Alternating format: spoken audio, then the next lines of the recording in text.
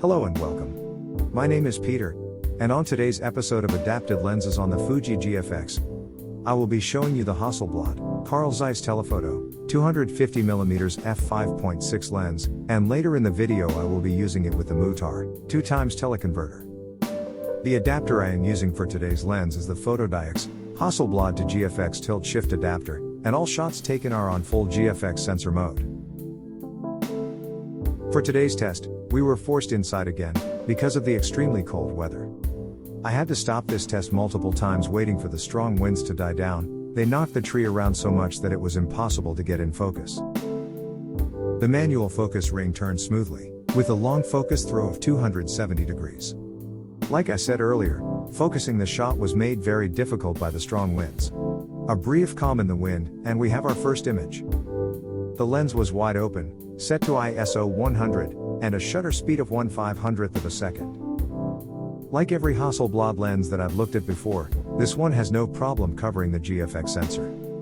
The image was rendered pleasingly, with the out of focus areas separating nicely from those in focus, and although not quite as sharp as the 500mm Canon lens we looked at in last week's episode, the shot is still sharp and has clean corners as well.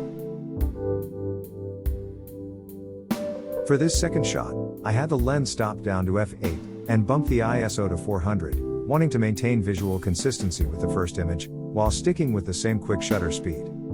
Had I slowed it down, I fear that the wind would not have stayed calm long enough for me to get a clean shot. The image is sharper than the first one, and still has that very nice separation between in focus and out of focus areas. In the lower corner, there are some out of focus needles with green color fringing. While this is an easy fix in post-processing, I want to give a fair comparison between lenses and want my test to show you exactly what you'd get before you do any work on the images. That's also why I don't use any lens profiles in my videos.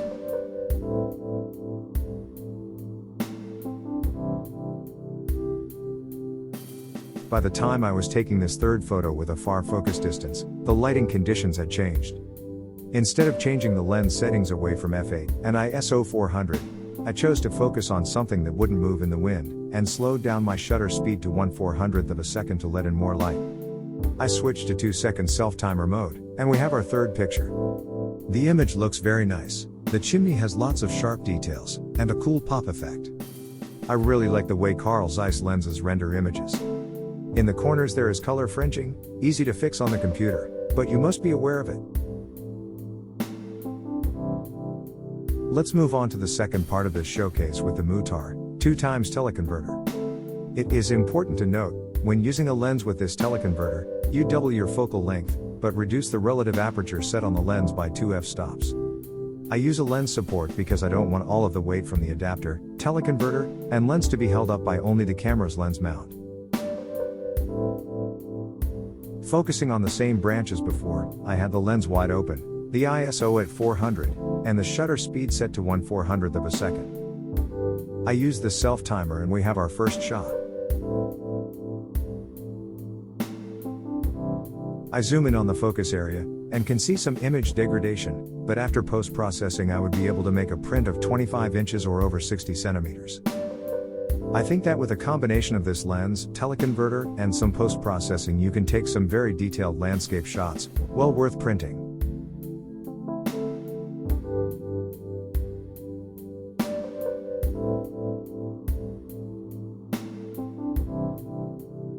On to the second picture, I shift my area of focus from the branch to the chimney. The settings are the same as the last shot. If I look at the chimney, I see that it is sharp, and in the corners I see more visible color fringing than when I wasn't using the teleconverter. While there are some issues when using the teleconverter, they are pretty minor, and easy enough to fix in post-processing. The possibilities it opens up by doubling your focal length are well worth the minor compromises you have to make.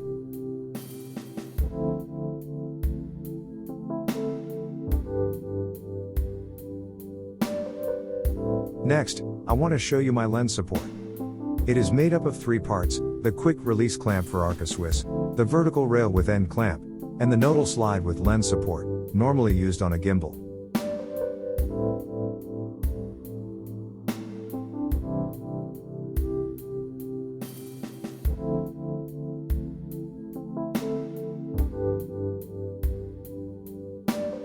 Lastly, some final thoughts on the lens. The Hasselblad, Carl Zeiss Telephoto, 250mm f5.6 lens is very nice and I like to use it on the GFX. The colors it produces, and how it renders photos are among my favorite things about it. In combination with the GFX sensor, this lens takes some great looking pictures. If you have the chance to try it out, I definitely recommend it.